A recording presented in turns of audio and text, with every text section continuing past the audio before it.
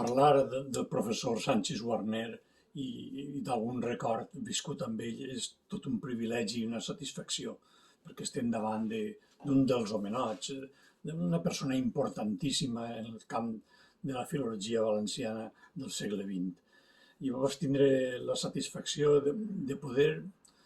contactar amb ell en els anys 73, 74, 75,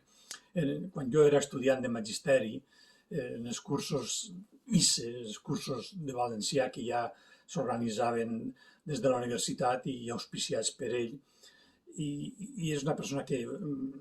va saber transmetre ràpidament a les persones que teníem interès per l'estudi i l'ús del valencià,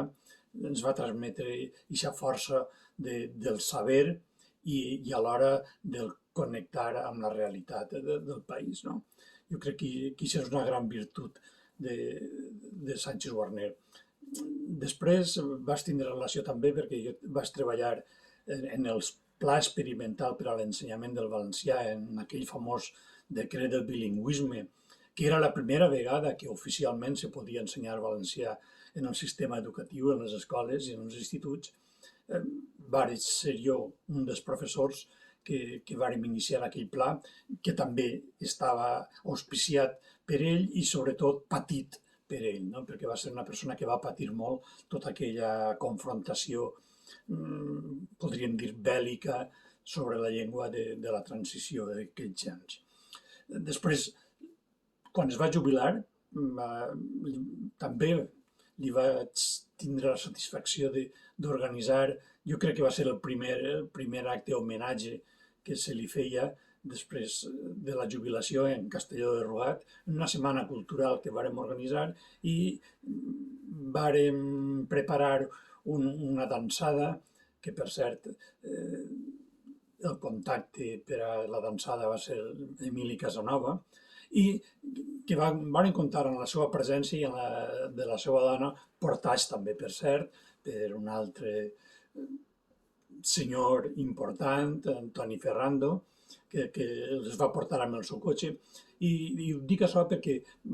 ell era una persona molt accessible i sempre estava disposta a anar allà on la promoció del valencià s'efectuava i on l'estudi de la llengua estava patent. I després, què puc dir amb això? Que a mi, personalment, em va influir moltíssim, perquè jo m'he dedicat tota la vida a treballar en política lingüística i en la promoció del valencià, i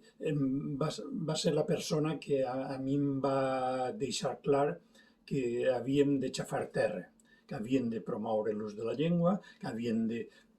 promoure